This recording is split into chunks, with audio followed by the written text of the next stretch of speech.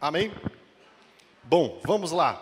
Abra sua Bíblia comigo no livro de Atos dos Apóstolos, capítulo de número 4. Hoje nós seguiremos do verso de número 23 até o verso de número 31, tá bom?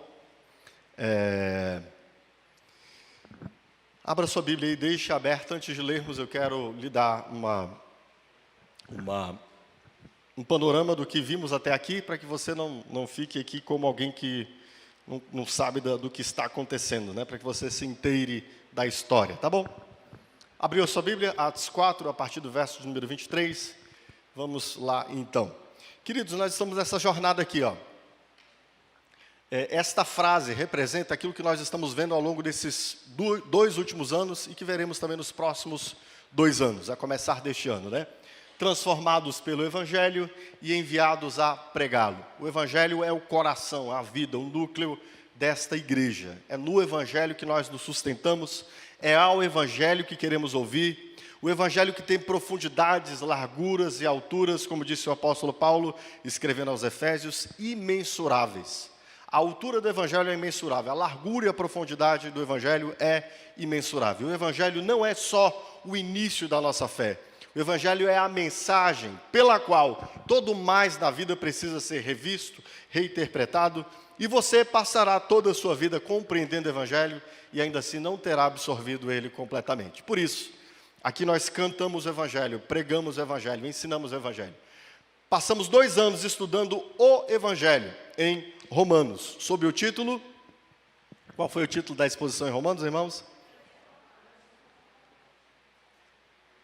Transformados, porque essa é a principal atuação do Evangelho na vida daqueles a quem ele alcança. Ele os transforma, como disse o apóstolo Paulo em Romanos capítulo 12. Vimos o Evangelho, então, profundamente ao longo de 84 sermões, 2 anos e um pouquinho mais, né? 2 anos estudando, expondo aqui a epístola de Paulo aos Romanos. E, obviamente, depois de entender o Evangelho, de ver o Evangelho aprofundando-se em nossas vidas, de ouvir o Evangelho não só da exposição do púlpito, mas o Evangelho no discipulado, do qual vocês participam, chega um momento em que a igreja precisa ser preparada para se tornar não apenas uma igreja experimentada e transformada e amadurecida no Evangelho, mas ser uma igreja que anuncia o Evangelho, que tem ferramentas para anunciar o Evangelho, que descobre a importância de proclamar o Evangelho.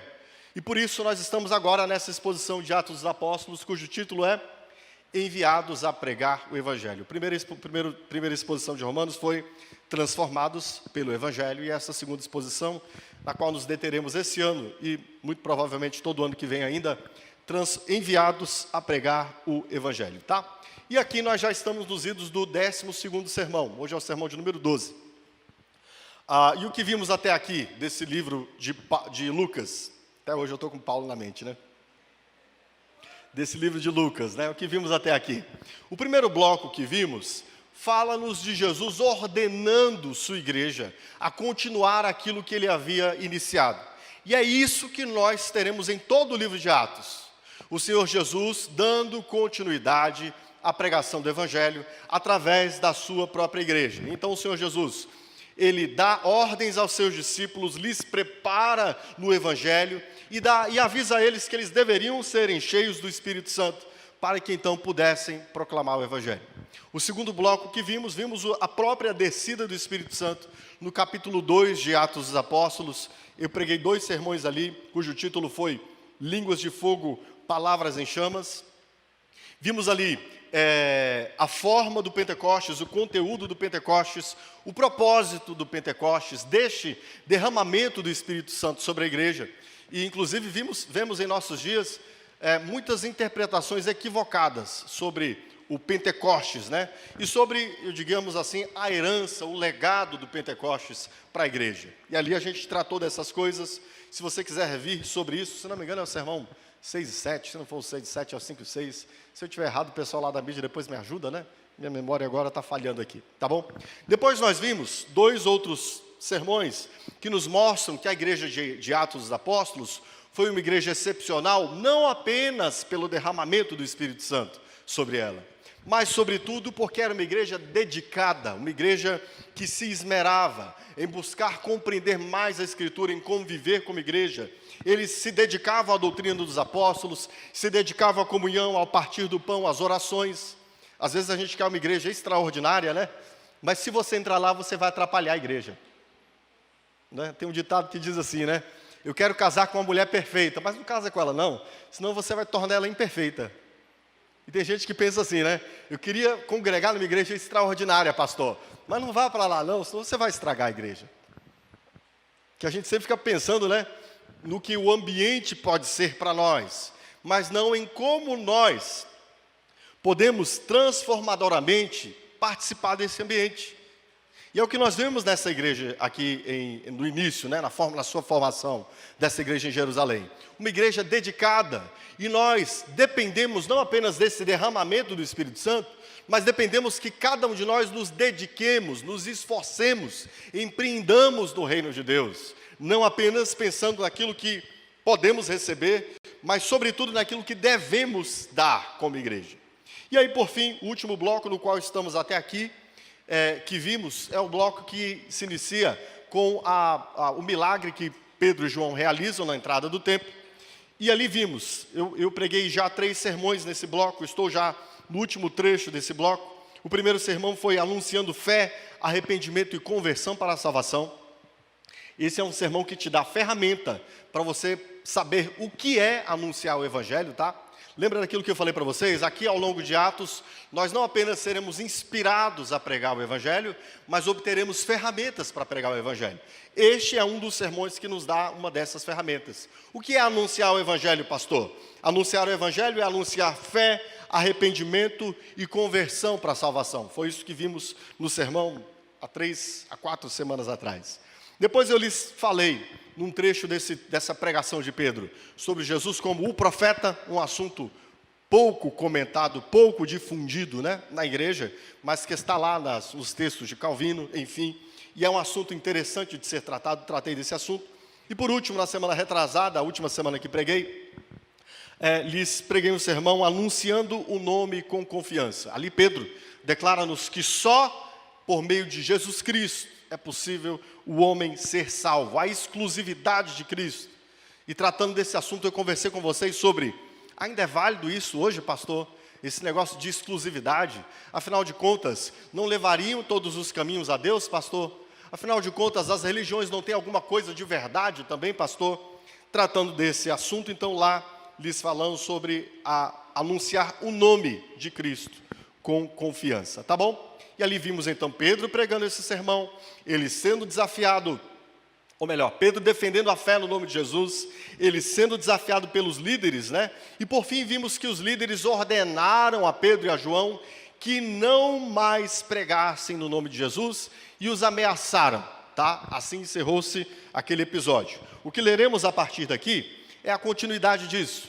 Depois de Pedro ter defendido a fé, depois de Pedro ter sido ameaçado se continuasse pregando em nome de Cristo, Pedro e João foram soltos e depois eles foram, conduziram-se junto aos seus irmãos e se dá aquilo que nós leremos a partir daqui, tá? Então o que nós leremos a partir daqui? Vemos que a igreja tem um problema, um desafio. A igreja está sob ameaça inclusive de morte, tá, queridos? Os líderes aqui não estão brincando. Eles já haviam levado Jesus à morte. E os discípulos saem da presença dos líderes com ameaças de morte. E é diante desse quadro, desse problema, dessas ameaças, que nós temos esse próximo episódio aqui. Pedro se reúne e João se reúnem com a igreja, apresentam essas ameaças, estes problemas, e então oram a Deus. É isso que nós veremos aqui, tá? Por isso, o assunto de hoje é Problemas do Reino, Solução do Rei, o título deste sermão de hoje, tá? Vamos ler então? Vamos ler esse trecho? Atos capítulo 4, verso 27 até o verso de número 31. A palavra, verso 23, perdão, até o verso 31. A palavra de Deus nos diz assim: Quando foram soltos, Pedro e João voltaram para os seus companheiros e contaram tudo o que os chefes dos sacerdotes e os líderes religiosos tinham dito. Ouvindo isto, levantaram juntos a voz a Deus, dizendo: Ó soberano, tu fizestes os céus, a terra, o mar e tudo que neles há. Tu falaste pelo Espírito Santo por boca do teu servo, nosso pai Davi. Porque se enfureceram as nações e os povos conspiram em vão?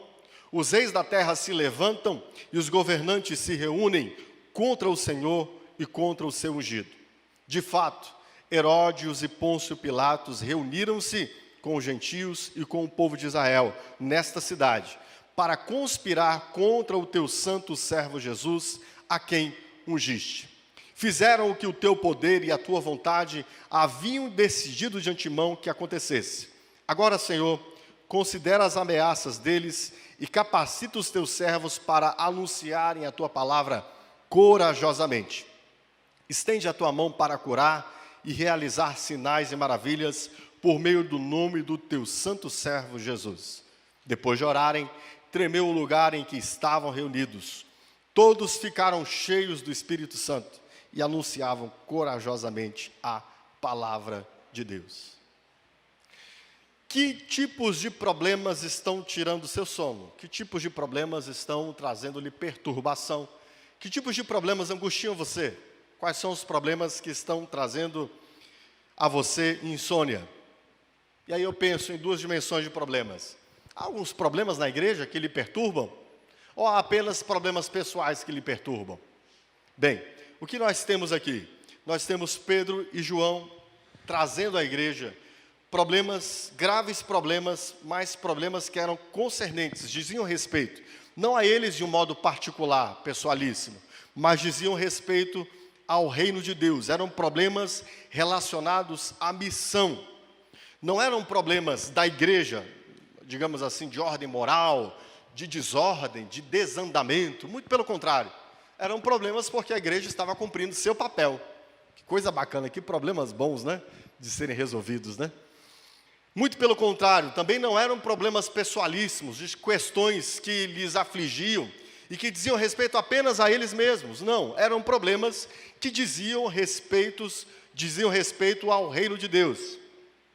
E de fato, queridos, nós sempre enfrentaremos problemas, tá? E eu espero que os problemas que você possa enfrentar, os próximos problemas que você vem enfrentar, sejam problemas dessa esfera aqui. Tanto você quanto nós, enquanto igreja, povo de Deus, reino de Deus. Sim, há problemas que às vezes a igreja enfrenta, que são problemas, por exemplo, de ordem moral, não é verdade? Não é horrível quando a igreja passa por problemas de ordem moral? Quando você tem líderes, por exemplo, incorrendo em adultério, ou incorrendo em faltas que envolvem dinheiro, ou membros da igreja, né, que tornam esse tipo de assunto comum na comunidade onde convivem. Esses são problemas que desgastam, que destroem, que esmagam a vida da igreja e que muitas vezes até fazem que a igreja morra. A igreja morre às vezes por causa desses problemas. Bom, é saudável quando a igreja não tem esse tipo de problemas, né? Graças a Deus por isso. Mas há outra esfera também de problemas que às vezes nós passamos e aos quais nós atentamos com toda diligência, né? Problemas pessoalíssimos, né? E parece que às vezes a igreja está como um cachorro correndo atrás do rabo, né? Só buscando resolver problemas pessoalíssimos. E a agenda da igreja está em torno disso. O púlpito é o fim para atender a essas necessidades de problemas pessoalíssimos. Nesse caso, você é o centro, seus problemas são suas maiores necessidades e Deus é o servo que vai atender para resolver todos os seus problemas. Preste atenção, não é que Deus não nos atenda, tá bom? Não é que Deus não esteja preocupado com os nossos problemas também, nossos problemas pessoais. Mas tem alguma coisa errada com a igreja se seu foco, sua missão e sua visão estão dirigidas apenas a atender às necessidades e problemas pessoalíssimos dos membros. Se os membros só têm problemas que dizem respeito à sua própria vida. Seus problemas só dizem respeito a você, então sua vida está girando em torno do seu umbigo. Eu temo que não tenha sido para isso que o Senhor Jesus tenha te chamado como cristão. Tá bom? Sim, é claro, precisamos ajeitar a nossa vida, ajustar a nossa casa, ajustar nossa família, ajustar nossa vida financeira, até para que tenhamos, condições e consistência para os mais e mais importantes desafios da vida. Mas se estas coisas são as únicas coisas que trazem a você aflição, angústia e problemas, preste atenção. Talvez você ainda seja um cristão que não avançou para essa outra etapa da vida cristã. Aqui nós temos Pedro e João, ocupados e preocupados com problemas que dizem apenas respeito ao reino de Deus, queridos. O reino de Deus. Eles foram impedidos de pregar o Evangelho, receberam ameaças de pregar o Evangelho, e eles estão constrangidos diante do óbice, da objeção, me ajuda aqui, irmãos, da obstrução que estão causando a pregação do Evangelho. A preocupação deles não era a conta que eles têm de pagar na próxima semana, a preocupação deles não é a formação dos filhos, a preocupação deles não é, a próxima eleição, a preocupação deles é a objeção que está sendo levantada à pregação do reino de Deus. E por isso é que eles vêm trazer estes problemas à igreja. Eles sofreram ameaças de prisão e de morte. Ameaças de prisão e de morte, porque estavam pregando o reino de Deus. Qual foi a última vez que você sofreu alguma coisa por estar pregando o reino de Deus? Qual foi a última vez que você sofreu algo? Que alguém se levantou contra você, que houve uma objeção no seu trabalho, que houve uma objeção, no seu comércio, na sua atividade profissional, que alguém fez alguma ameaça a você por causa do reino de Deus? Estas eram as preocupações de Pedro e de João. E óbvio, quando eles trazem isso à igreja, quando vimos aqui no verso de número 23, que eles se reúnem à igreja e compartilham com os irmãos, certamente ali o núcleo mais íntimo destes irmãos, esses irmãos também se sentem coparticipantes desse problema. Esses irmãos, óbvio, essa ameaça não ia alcançar só Pedro e João, Se os demais irmãos continuassem pregando o evangelho, eles também seriam objetos dessa ameaça. Os irmãos se sentiram coparticipantes desse sofrimento. Qual foi a última vez que você se sentiu coparticipante dos sofrimentos da igreja de Cristo? Não apenas aqui no Gama, mas no mundo. Se sentiu coparticipante de irmãos que estão sofrendo por não poderem pregar o evangelho em diversos lugares do mundo.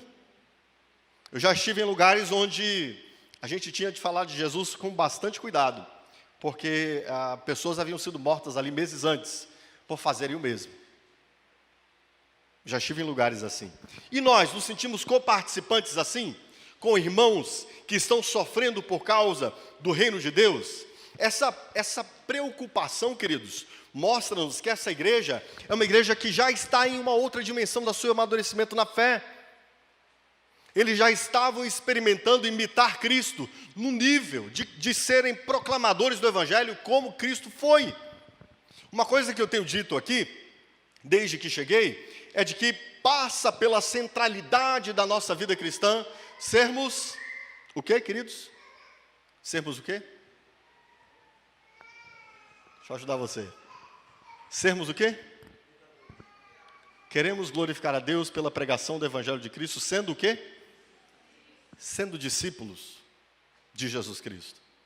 E preste atenção, ser discípulo de Jesus implica em que, em algum momento, depois de começar a imitar Jesus, nós o queiramos imitar, inclusive sendo um anunciador do Evangelho. Jesus foi, antes de tudo, alguém que trouxe boas novas, um pregador, um proclamador. E aqui nós temos uma igreja que não está mais apenas na esfera dos problemas pessoais que eu tenho de resolver semana que vem, mês que vem, ano que vem. É uma igreja que se sensibiliza uns com os outros pelo que todos estão fazendo pela proclamação do Evangelho. Essa é a igreja que nós queremos vir a ser, entende? Uma igreja onde todos se sensibilizam uns com os outros pela proclamação do Evangelho. A dificuldade que um irmão nosso tem, o sofrimento que um irmão nosso passa, e eu espero que você sofra, eu espero que você passe por dificuldades e problemas. Por anunciar o Evangelho, isso sensibiliza a todos e comove a todos. E traz a todos estarem diante de Deus, em súplica, em rogo, em oração, por causa do reino de Deus. Eu quero ainda estar numa igreja assim, queridos. Amém? Eu quero estar numa igreja assim, eu quero fazer parte de uma igreja assim. Uma igreja que tenha problemas, que não seja só o boleto da segunda-feira. Entendeu? Uma igreja que tenha problemas, que não sejam só, né, de natureza familiar, conjugal, que já tenha resolvido esses problemas, né? A gente espera um tempo de maturidade, onde a igreja já tenha suplantado esses problemas. Às vezes eu fico pensando que a gente não entendeu ainda, né, as coisas como elas precisam ser. Preste atenção, por exemplo, hoje nós teremos aqui uma turma de casados para sempre, né? Que falaremos daqui a pouco sobre essa turma de casados para sempre, ao final. E aí eu queria que você entendesse uma coisa, preste atenção aqui, ó. O objetivo da igreja é que a igreja tenha lares saudáveis? Sim ou não? Não. Você vai achar estranho o que eu vou te dizer. Não. Qual é o objetivo da igreja? Irmãos, eu comecei pregando isso aqui, ó. Termos lares saudáveis é a condição necessária para que cumpramos a missão que Deus nos deu. Percebe? A missão é uma, Mateus 28, 18 e 19, Marcos 16, 15 e 16. E todo mais da vida da igreja está em torno disso aqui, sermos semelhantes a Jesus e anunciarmos o Evangelho de Cristo. Essa é a missão da igreja, sermos semelhantes a Jesus. E óbvio, é claro, todas as outras más dimensões serão importantes de serem resolvidas. Problemas conjugais são importantes de serem resolvidos? É claro. Quando alguém está com problemas conjugais, ele não consegue pensar em mais nada. Isso é como, sabe quando a gente está com um espinho no pé? Você já enfiou um espinho no pé assim, bem profundamente? Lá entre a unha e o dedo? Já enfiou algum espinho assim? Já bateu alguma coisa? Você não consegue pensar em nada. Você só pensa naquele espinho que está atravessando a sua alma ali, doendo tudo. Crise no casamento é desse jeito, eu já passei por isso. Você não pensa em mais nada, você quer solução. E graças a Deus, a palavra de Deus tem solução para isso. É propósito de Deus, lares saudáveis, é propósito de Deus, casamentos estáveis, é propósito de Deus, famílias que abençoem. Mas abençoem para quê? Para serem discípulas de Jesus e anunciarem o Evangelho de Cristo. A próxima fase, entende, irmãos?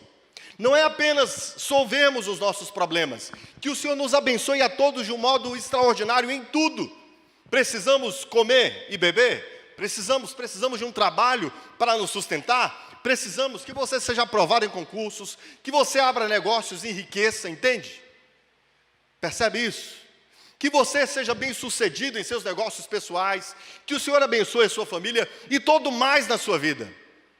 Mas todas essas coisas aqui são, eu diria, acessórias diante do fundamental. Esta igreja aqui, queridos, está dirigindo-se às coisas fundamentais. As outras coisas, Deus as cuidará à medida que nós as cuidarmos do reino de Deus.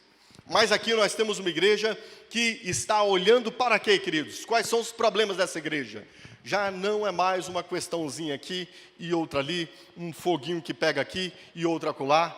E como é bom e como é saudável quando nós chegamos a essa etapa da nossa vida cristã, né? Quando a gente percebe cristãos que vão chegando a essas etapas do seu amadurecimento, né? Tem cristãos que ainda vivem ali, né? Voltando a essa questão conjugal, por exemplo. Ainda vivem em crises porque não aprenderam, porque não submeteram sua vida cristã, sua vida familiar à palavra de Deus. Ainda vivem em crises que vão e voltam no casamento. Há cristãos que em sua vida profissional ainda não entenderam como devem servir, como se estivessem servindo a Cristo em suas profissões e ainda estão caminhando aqui limitados, né, com diversos problemas, é cheque para entrar, é um serviço que ele não consegue entregar. Será que você tem servido como Cristo na sua profissão? Será que você tem servido como a Cristo? Mas quando o cristão amadurece nessas dimensões, quando ele entende, no âmbito da família, o marido, que ele deve amar a esposa assim como Cristo amou a igreja, que a esposa deve ser submissa ao seu marido assim como a igreja é a Cristo. No seu trabalho, que ele deve servir às pessoas como se ele estivesse servindo o próprio Cristo. Quando o cristão passa dessas etapas, quando o cristão amadurece essas fases, eu diria assim que são as coisas que mais trazem preocupação, né? A questão familiar e a questão do nosso sustento. A gente tem cristãos que estão migrando para uma outra dimensão da fé. Eles começam a olhar para outras coisas. Começam a olhar para a expansão do reino de Deus, a pregação do evangelho. Estas outras coisas aqui são solucionáveis. Ele já estabeleceu pilares aqui, pelos quais essas coisas você pode até ter, sim. Nosso casamento não será, obviamente, né, uma sinfonia de Beethoven ali, em todas as suas notas, né? Não é assim. Mesmo sendo saudável, né? Por exemplo, eu disse para os irmãos que passei por uma crise conjugal lá aos idos dos meus 6, 7 anos de casado, né? Hoje faço 19, essa semana fiz 19 anos. Graças a Deus, eu tenho certeza que nenhuma crise mais me abaterá como me bateu antes. Porque nós fomos à frente, estabelecemos pilares, antes subimos degraus. Estamos num momento da nossa vida conjugal, onde eu sei que a gente não volta mais atrás. Graças a Deus, né? Graças a Deus. E essas coisas já estão estabelecidas. Os pilares estão assentados. É olhar para frente agora. E é o que eu espero de você em tudo mais na sua vida, meu irmão. Que você amadureça em tudo mais. Que você imite a Cristo em tudo mais. Para que os problemas que ocupam a sua mente já não sejam mais. Senhor, será que eu vou permanecer casado? Você vai permanecer casado, tá? Mas que esse problema já não aflige mais sua mente. Senhor, será que eu terei sucesso? Será que a minha empresa vai para frente? Vai, meu irmão. Se você entender os princípios do reino de Deus na condução da sua vida, do seu serviço, do seu trabalho, vai para frente. Senhor, será que eu vou ser aprovado no concurso? Você vai. Eu espero que você passe dessas fases. E os seus problemas sejam outros problemas. Que tipos de problemas estão ocupando a você? Eu pergunto aqui agora. São problemas como os de João e Pedro? Problemas que envolvem a pregação do reino de Deus? Que tipos de desafios estão fazendo você estabelecer metas? São desafios do reino de Deus, meu irmão? São. Eu espero que seja. E eu espero que você entenda que você precisa migrar, nós precisamos ir para além dessas situações aqui corriqueiras, ordinárias, nas quais muita energia nossa tem sido despendida naquilo que não é imitar a Jesus, naquilo que não é proclamar o reino de Deus. Entende isso? Eu queria que você orasse por isso, que você pensasse nisso. Senhor, por favor, me ajuda a transcender, a ir além, a passar de fase. Você já jogou videogame? Quem já jogou videogame aqui, levanta a mão. Só? Eu jogo até hoje. Vocês nunca jogaram? Antigamente a gente tinha uns joguinhos que tinha de passar de fase, né? E aí você enfrentava aqueles bichinhos lá na fase toda e tal, de repente chegava o boss, né? O chefão, né? The boss, o chefão. O chefão é sempre mais difícil, né? Você perdia 1, 2, 3 vidas e tal, mas de repente você matava o cara e ia para a próxima fase, né? Você está passando de fase, meu irmão, na sua vida cristã? Você está passando de fase? Você tem que passar de fase. Tem que transcender, tem que amadurecer, tem que ir à frente. Isso que nós vemos aqui em Pedro e João, obviamente, não é o início da fé deles, né? No início da fé deles, eles estão preocupados com outra coisa. Estão preocupados com uma série de questões. Senhor, quem vai se assentar à sua direita? Senhor, quem vai se assentar à sua esquerda? Senhor, eu peço para descer fogo do céu, para matar esses ordinários aqui. Não, eles estão lidando com muitas outras coisas. Mas à medida que eles vão amadurecendo, aqui eles chegam no momento da jornada da fé deles, onde a preocupação que lhes ocupa as energias diz respeito à proclamação do reino de Deus, meu irmão. A igreja também é uma igreja madura e sensível, que se reúne a eles em súplica, em oração. E eu espero muito, meu irmão, em nome de Jesus, que você esteja ocupado com essas coisas que dizem respeito à proclamação do reino de Deus. Amém? Que você tenha problemas do reino de Deus para resolver. Entende? Que você tenha desafios do reino de Deus para ir além. E isso mostra uma igreja madura, uma igreja sadia. Eu já tenho falado sobre isso com vocês, né? esse nível de saúde e maturidade da igreja? Bem, esse é um dos indícios. Eu espero que, chegando lá em Atos 13, a gente chegue ao clímax disso, né? Em Atos 13, nós temos uma igreja se multiplicando, que é onde quero que cheguemos, onde nós queremos chegar. A ser uma igreja que se multiplica. Não só uma igreja saudável, casamentos saudáveis, famílias saudáveis, cristãos saudáveis, profissões saudáveis, né? Profissionais saudáveis, empresários saudáveis, mas, sobretudo, uma igreja proclamadora, que já transcendeu essas questões, já está além dessas questões, e agora se envolve ativa e preocupadamente com a sua energia despendida na proclamação do reino de Deus. Amém, queridos? Pense comigo, quais são os problemas que lhe ocupam? Se não são problemas do reino de Deus, peça ao Senhor: Senhor, me ajuda a passar dessa fase, eu preciso passar dessa fase. Preciso vencer esses desafios aqui. Preciso vencer esses desafios conjugais, esses desafios profissionais. Preciso vencer esses desafios da educação dos meus filhos. Preciso vencer esses desafios aqui de segurança emocional, para que eu possa ir além, Senhor, para que eu consiga pensar nas coisas que dizem respeito ao Teu reino, a proclamação do Teu reino. Bem, o que mais nós vemos? Nós vemos que, diante desse problema apresentado, eles suplicam, eles oram juntos, eles se apresentam diante do rei. Por isso que te chamei de problemas do reino. Olha como está descrito aqui no capítulo de número 4, verso de número 24. Ouvindo isso, levantaram juntos a voz a Deus, dizendo: Ó soberano, tu fizestes os céus e a terra, o mar e tudo que neles há. O que temos aqui, queridos? Nós temos uma igreja que sabe a quem clamar. Ela sabe que ela está vivendo um problema do reino. E se ela está vivendo um problema do reino, obviamente essa igreja deveria suplicar a não outro senão ao rei. Ao rei. O próprio rei é que ordenou à igreja que cumprisse sua missão. E essa igreja então agora se dirige a Deus em súplica para que o próprio Deus resolva essa situação. Eles se dirigem a Deus em oração e começam com essa expressão: ó soberano. Eles reconhecem que Deus é Senhor sobre todas as coisas. E aqui entra uma coisa extraordinária, queridos. Quando nós estamos no centro da vontade de Deus, eu estou usando essa palavrinha aqui batida, porque eu sei que você ouve isso demais, né? Quando nós estamos no centro da vontade de Deus, nós temos confiança de pedir a Deus as coisas que Ele próprio disse que nós deveríamos fazer ou responder.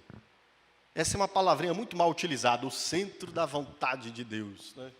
O que é o centro da vontade de Deus, irmãos? O que é o centro da vontade de Deus, irmãos?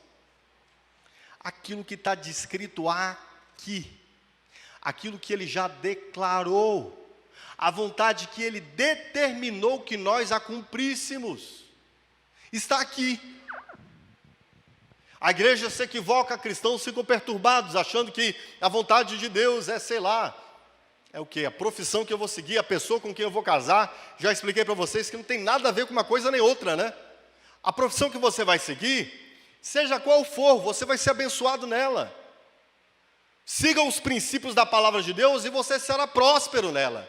Você vai crescer nela. A pessoa com a qual você vai casar, desde que você siga os princípios da palavra de Deus, né? Tem que ser crente, tá, irmão? Tá bom. Crente casa com... é princípio da palavra de Deus. Tá bom.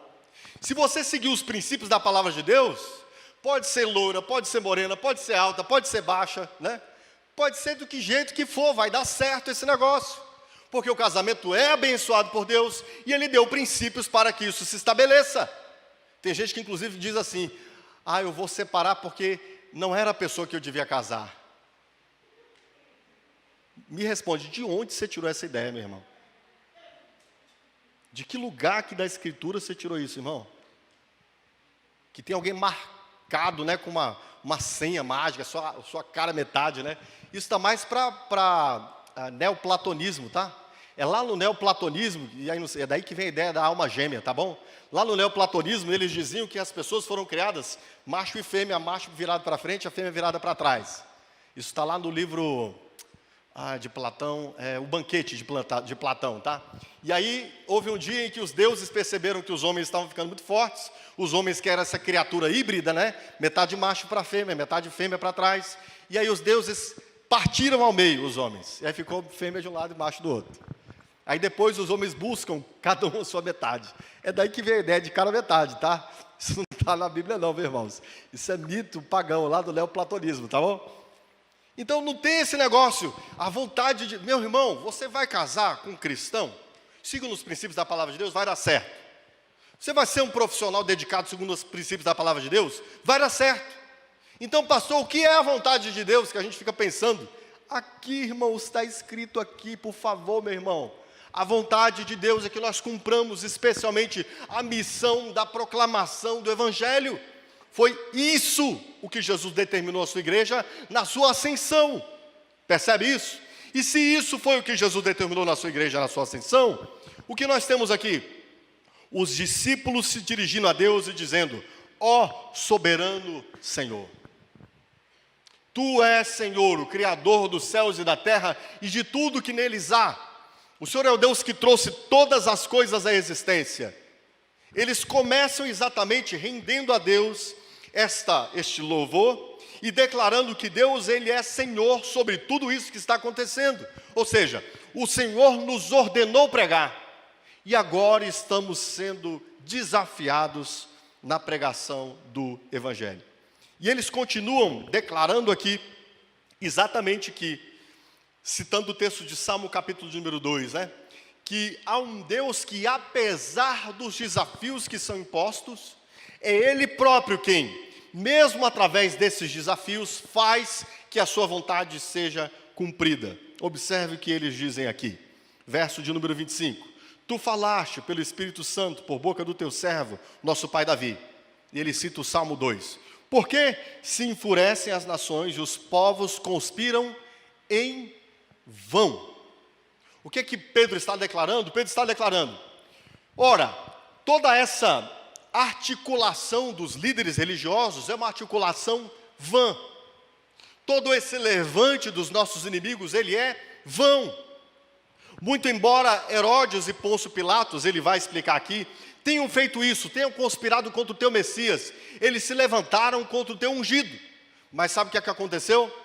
Eles acharam que estavam destruindo os teus planos e, na verdade, eles estavam cumprindo os teus planos. Isso aqui é extraordinário, irmão.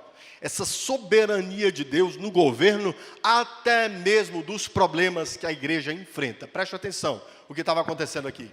Herodes e Pôncio Pilatos haviam se levantado para agirem contra o Messias, ungido do Senhor. E o que eles fizeram?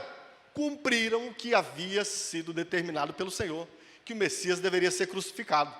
E olha o que Pedro diz aqui, fazendo essa análise, né, no verso de número 28. Fizeram o que o teu poder e a tua vontade haviam decidido de antemão que acontecesse. Quando Herodes e Pilatos se levantaram para empreender contra o reino de Deus, na verdade, eles fizeram que o reino de Deus se tornasse o que ele veio a ser. Cristo morreu, a semente germinou, brotou e agora nasce a igreja. Isso é legal, irmãos. Há um Deus soberano nos céus e na terra que faz cumprir a sua vontade conforme Ele a determinou. A vontade de Deus não passa. Não há ninguém que possa criar real objeção aos cumprimentos do plano do reino de Deus. Porque quando os seus inimigos se levantam para desfazer, na verdade eles estão empreendendo. Quando Herodes e Pôncio Pilatos achavam que estavam abafando a mensagem do Evangelho e matando Cristo, na verdade eles estavam detonando uma bomba. A bomba da mensagem do Evangelho, a partir daí, se irradia para o mundo. E é exatamente semelhante ao que vai acontecer aqui. Os líderes religiosos se levantam para ordenar a Pedro e João que não pregassem mais. Adivinha o que vai acontecer? É aí que a igreja mais avança ainda. Parece com o episódio, eu estava até conversando com o pastor Paulo esses dias, né? Parece com o episódio lá do filme Kung Fu Panda, né? Vocês assistiram Kung Fu Panda já? Gosto demais de Kung Fu Panda, irmãos. 1, 2, 3 e 4. Muito bons. No Kung Fu Panda 1, Eu já até perdi as contas de quantas vezes já assisti Kung Fu Panda, tá? A gente não só lê Platão, não, a gente também assiste Kung Fu Panda, né? Kung Fu Panda 1, tem um episódio lá que o mestre, né? Uma tartaruga lá, Uguay, se não me lembro, se não me engano o nome, ele tem uma revelação, né? De que um guerreiro lá feroz, lá, o Tai Lung, seria libertado e ia tentar roubar lá o negócio do dragão lá. Se me atrapalhar alguma coisa aqui, me ajudem aí, vocês que assistiram, né? E aí o que acontece?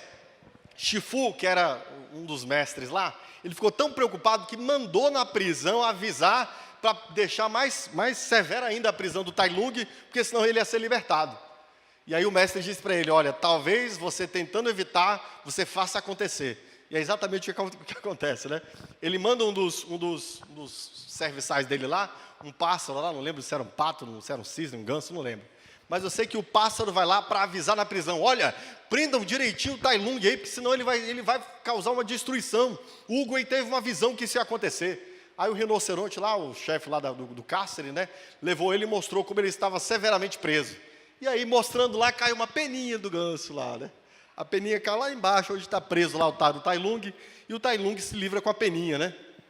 Ou seja, aquilo que ele estava tentando evitar, acontece exatamente por sua ação. É exatamente o que nós temos aqui nesse texto. Os líderes religiosos querendo causar, né, querendo impedir a igreja, é exatamente o que eles fazem, é dar progressão à igreja. Porque desafiada, a igreja vai se apresentar diante do rei. E a igreja vai orar dizendo, rei, o Senhor ordenou que acontecesse. Assim como quando Jesus veio anunciar o reino, e eles pensavam que iam opor ao anúncio do reino, matando Jesus, agora também, Senhor, nós temos confiança de que aquilo que eles estão fazendo para se opor ao reino, isso fará que o reino cresça. Essa é a mentalidade. Eles conspiram em vão. Os teus planos se cumprirão. O Senhor realizará aquilo que o Senhor determinou. Eu me lembro que uma vez, começando a pregar de madrugada, né? Eu tive um pastor que ele começou a desanimar a mim e aos demais irmãos, né, que estávamos nessa jornada, né? E o engraçado é que quanto mais ele desanimava, mais eu tinha vontade de pregar, irmãos, né? Ele dizia, esse negócio de pregar de madrugada para os traficantes, para as prostitutas, isso aí é jogar pérolas aos porcos. Falava, rapaz, esse cara não entende de exegese não, né? Interpretação bíblica, né? Tem nada a ver uma coisa com outra, misturar um texto aqui com outro ali, né? Quanto mais ele engraçado, né? Mas era um pastor, é estranho, mas era um pastor, era meu pastor à época, infelizmente, né? Quanto mais ele dizia para eu não pregar, mas não em desobediência a ele, mas em obediência à palavra de Deus, né? Mais eu sentia vontade de sair de madrugada para pregar, mais eu sentia vontade. Me parece que as coisas do reino de Deus são assim, né? Quanto mais querem criar oposição às coisas do reino de Deus, mais vemos Deus soberanamente governando para que isto aconteça. E é o que nós temos aqui neste texto. Esses irmãos oram. Eles oram suplicando a Deus, pedindo a Deus. E olhem o que eles pedem a Deus, queridos. Preste atenção na súplica desses irmãos. Nós temos aqui eles, primeiro, na oração, reconhecendo que Deus é soberano, reconhecendo que Deus cumprirá seus planos, mesmo apesar da oposição dos líderes. E diante disso, diante de reconhecer isso, Senhor, o Senhor é soberano. Foi a tua vontade que se cumpriu quando os homens se levantaram contra o teu ungido. E ele olha, e no verso 29 eles oram assim, agora, Senhor, considera as ameaças deles e capacita os teus servos para anunciarem a tua palavra corajosamente. Eles fazem dois pedidos. O primeiro pedido é, capacita os teus servos para anunciarem a tua palavra corajosamente. O pedido deles não é, Senhor, até que as ameaças cessem, nos dá paciência para a gente ficar quietinho no nosso canto, tá bom? Senhor, nos ajuda a ter paciência, a gente vai ficar em casa, tá? A gente vai ficar em lockdown, Senhor, tá bom? A gente vai ficar em lockdown, já que a gente está tendo essa perseguição, para as coisas baixarem. Nos dá, Senhor, graça para a gente ficar em lockdown, né? Não é isso que eles oram, queridos. Eles oram dizendo, Senhor, estende a tua mão, considera as ameaças deles e nos capacita para que nós tenhamos coragem. Estamos ameaçados de morte. O que nós queremos, Senhor, não é que essas ameaças de morte caiam. O O que nós queremos não é que o Senhor nos dê graça para que nós nos escondamos nas nossas casas. O que nós queremos é que o Senhor nos dê o quê? Coragem, Senhor. Que o Teu Espírito nos capacite, Senhor. Que o Senhor incendeie a nossa alma. Que nós nos sintamos constrangidos. Que nós não nos sintamos ameaçados. Que nós saibamos que, como disse o Senhor Jesus, nós devemos antes temer a Deus, que é capaz de não apenas matar o corpo, mas lançar a alma no inferno. Não foi o que disse o Senhor Jesus? Não temais os homens, que depois de matar o corpo, nada podem fazer. É o que eles estão orando, que nós tenhamos coragem de não ter medo de perder a própria vida. Dá-nos ousadia, tira o nosso medo, Senhor. Que eles estavam sob ameaça de morte, né? Às vezes nós sentimos medo de muito menos, não é verdade? Ah, se eu falar do evangelho aqui, como é que meu colega de trabalho vai me ver, né? Será que ele vai me taxar? Me botar um carimbo, sei lá, de crentão, uma coisa parecida? A gente não tem esse tipo de medo? Não tem, né? Hoje de manhã a gente estava estudando o livro Evangelização. A gente está estudando esse livro na escola dominical, né? Deu para perceber a pegada desses próximos anos, né? Evangelização na escola dominical, enviados aqui à noite. No trecho do livro hoje, Mark fala sobre a evangelização como disciplina espiritual. Ou seja, a evangelização, queridos, não é uma opção da sua vida cristã. Tá bom. Pelo contrário, não é apenas também algo pelo que você ganha. Tem gente que fala em galardões, né? Ah, o quanto evangelizar, vou ter algumas estrelinhas lá no céu. Essas pessoas nem entenderam o que é galardão, tá bom? Mas tudo bem, não é só isso, tá? A evangelização é, sobretudo, queridos, uma disciplina espiritual. Algo por meio do que você vai se tornando mais semelhante a Jesus. Tal qual a oração, tal qual o jejum, tal qual o estudo da Escritura. A evangelização também faz isso com você. Agora eu te pergunto, também nós não nos sentimos assim, especialmente lá no início da nossa fé, né? É tão difícil nós nos desafiarmos a ter uma disciplina de orar, não é verdade? Sim ou não? O início da nossa fé é uma dificuldade. Eu espero que tenha sido só lá no início, tá bom? Só no início, irmão, tá bom? Se isso ainda é uma dificuldade, você ainda não passou de fase, irmão. Você precisa passar dessa fase. Estudar a Escritura é uma dificuldade, até que a gente entende, caramba, isso é uma disciplina. Eu preciso me disciplinar a isso. Até que isso se torne algo agradável, bom. Até que isso se torne algo em que eu tenha prazer. Até que isso me transforme. E a gente se disciplina a isso, e isso se torna um hábito, uma disciplina espiritual. Aqui, meus queridos irmãos, o que eles estão suplicando é: Senhor, diante desses desafios aqui, dessas oposições, não nos deixa preguiçosos, não nos deixa aquietados, não nos deixa temerosos, não nos ajuda para que nós não tenhamos medo de falar do Teu nome. Nos ajuda, Senhor. Desperta-nos para que preguemos, desperta-nos para que falemos, dá-nos oportunidades para que falemos, enche nossos lábios, dá-nos sabedoria, capacita-nos, derrama sobre nós o Teu Espírito. Ah, irmãos, orar sobre isso é importante. Como é importante. Você precisa começar a orar sobre isso. Você já orou sobre isso? Já orou pedindo a Deus que faça de você um proclamador do Evangelho, um imitador de Jesus Cristo?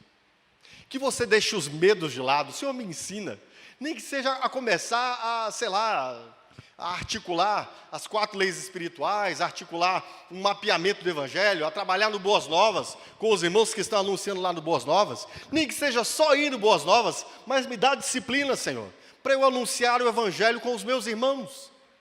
Esse tipo de coisa, queridos, precisa estar na oração da igreja, na agenda da igreja, na súplica da igreja, na sua oração, meu irmão. Percebe aqui a oração desses irmãos? Percebe a súplica desses irmãos? É aquilo que eu falei, eles já começaram a passar de fase, né? As demandas, os problemas são outros agora. Estão olhando para essas outras questões que dizem respeito centralmente à proclamação do reino de Deus. Ore por isso, meu irmão. Ore por isso. Eu já senti-me tímido muitas vezes, sabe, lá no início da minha fé. Eu tive muitas oportunidades de, por exemplo, indo para a faculdade, voltando da faculdade, levantar no ônibus e pregar, né? Mas você pensa na timidez. morrendo de timidez, morrendo de timidez. E aí você vai a primeira vez, a segunda vez, vai orando por isso, né? Senhor, me dá coragem, me dá ânimo, eu não posso ter vergonha de pregar a sua palavra. Às vezes eu tinha timidez de conversar com vizinhos, com amigos, com familiares, mas você vai orar sobre isso, Senhor, me dá ousadia, Senhor, não, que as ameaças, que as circunstâncias que me causam limitação, me ajudem a romper com essas circunstâncias. E se esses irmãos aqui estavam orando por causa dessas ameaças, é obviamente porque eles estavam se sentindo intimidados, né? Igual Paulo, no capítulo, em Atos dos Apóstolos, nós veremos aqui, um anjo sendo enviado a ele, dizendo, tem coragem, Paulo. Ou seja, Paulo estava com medo, né? Assim como Paulo sentiu medo, algumas vezes nós sentiremos medo. E aqui, nesse caso específico, a súplica desses irmãos é, Senhor, dá-nos ousadia, para que experimentemos, para que falemos, para que ousemos compartilhar. Na nossa família, no meio dos nossos familiares, no meio dos nossos amigos, e até mesmo sob intimidações de morte, como é o caso aqui. Eu tive medo lá na Índia, viu, irmãos? Eu tive medo. Mas fazer o quê? Fazer o quê? Somos chamados a anunciar o Evangelho. E você precisa, meu irmão, por favor, se você nunca orou por isso, você precisa começar a orar por isso. Isso precisa começar a estar na sua agenda de oração. Isso precisa estar na sua preocupação, porque essa é uma preocupação de Deus, isso está na pauta de Deus, isso está na agenda de Deus, isso é o que Deus quer realizar através da sua igreja. Que a sua igreja seja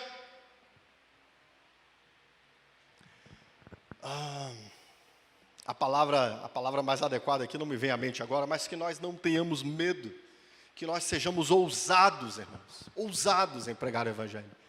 E assim, orando sobre esse tipo de coisa, sabe o que acontece? Deus responde. Eles fazem um segundo pedido ainda, estende a tua mão para curar e realizar sinais e maravilhas por meio do teu santo servo Jesus. Isso aqui é extraordinário também, porque das vezes em que vi sinais e milagres no meu ministério, na minha vida cristã, foi sempre na missão, irmãos, sempre na missão, sempre cumprindo a missão.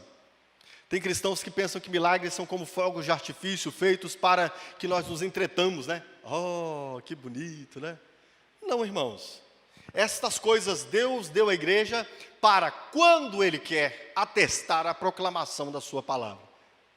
As diversas vezes em que, às vezes andando no meio da rua, pessoas ficavam possessas de demônio, às vezes orando por curas, eu vi curas instantaneamente realizadas. Sabe quando isso se deu? No campo, na missão, pregando o Evangelho.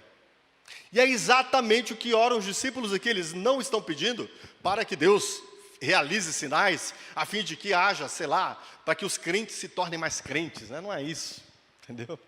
É para que a palavra do Evangelho pregada possa ser testificada para a glória de Deus. E eu vou dizer para você uma coisa, ouse pregar e você verá sinais. Tá bom, você verá sinais. Já vi coisas extraordinárias, né? Coisas extraordinárias. No campo, na missão, pregando o Evangelho, tá? E é isso que os discípulos estão pedindo aqui. E depois, nós temos a resposta de Deus, no verso 31. Qual foi a resposta do rei? Depois de orarem, tremeu o lugar em que estavam reunidos. Todos ficaram cheios do Espírito Santo e anunciavam corajosamente a palavra de Deus. É o que nós desejamos, queridos. Uma igreja cheia do Espírito Santo, corajosa em anunciar a palavra de Deus. E assim Deus adiciona a cada dia aqueles que serão salvos. Amém, queridos? Há problemas do reino de Deus, eu espero que estes sejam os seus problemas também. Nós nos reunimos aqui e temos orado, por exemplo, temos pedido a vocês, irmãos, lembrem-se de algum amigo, de algum familiar, lembrem-se de algum colega de trabalho, por quem você deva começar a orar, por alguém a quem você deva começar a suplicar, por alguém a quem você deva começar a rogar a Deus salvação.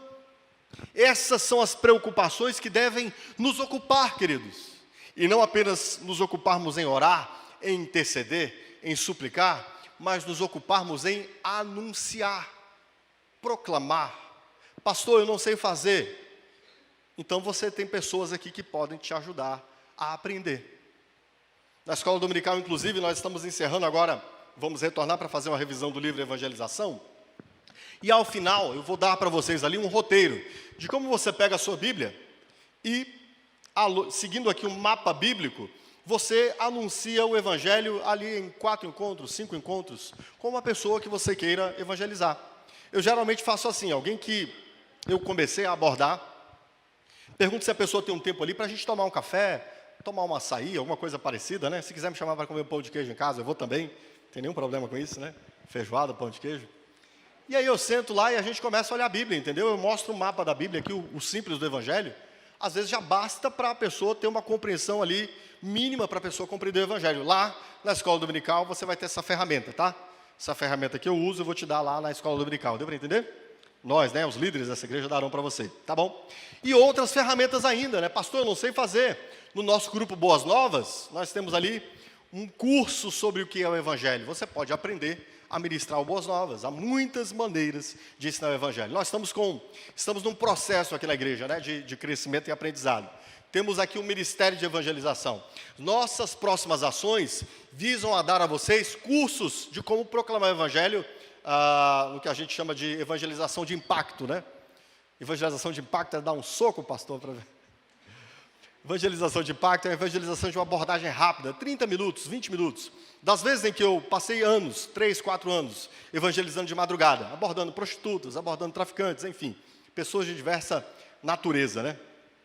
E ali você aprende a evangelizar numa abordagem rápida. Bacana que na rua, diferente durante o dia, de madrugada, as pessoas param meia hora, 40 minutos para te ouvir. E aí você tem meia hora, 40 minutos para apresentar o Evangelho. Pastor, não sei fazer isso. Nós vamos ministrar cursos aqui para você aprender sobre isso. Tá bom? Beleza? Estamos traduzindo, inclusive, um curso que não tem em português ainda, para que você tenha condições de aprender isso. Você quer aprender? Você quer aprender, meu irmão? Então comece a orar, por favor, comece a orar. Senhor, me ajuda a não ter medo. Me ensina, Senhor. Derrama teu Espírito sobre mim, Senhor. Lembra do que eu falei lá em Pentecostes? Para que foi dado o Espírito Santo? Para que você seja testemunha, meu irmão. E Deus enche os seus discípulos para que eles sejam testemunhas de Cristo. Amém? E quando você ora esse tipo de coisa, Deus responde. Muita oração você está fazendo errado aí, ó, que Deus não está ouvindo não, viu, irmão? Já disse Tiago, né? Vocês oram e oram mal para gastar nas próprias concupiscências de vocês. Vocês estão preocupados com as concupiscências de vocês. Mas quando a gente começar a orar as coisas que Deus ordenou que orássemos, meu irmão, esse tipo de oração Deus responde. Amém? Coloque-se em pé. Eu quero que você se apresente diante de Deus, à luz. Deixe o sermão aqui. Peça ao Senhor. Peça ao Senhor. Senhor, me ajuda a resolver esses outros problemas aqui da minha vida. Me ajuda a passar de fase, Senhor. Entendeu? Me ajuda a estabilizar meu casamento. Me ajuda a estabilizar minha profissão. Senhor, eu sei que o Senhor se ocupa também dessas nossas necessidades, tá? O Senhor cuida disso.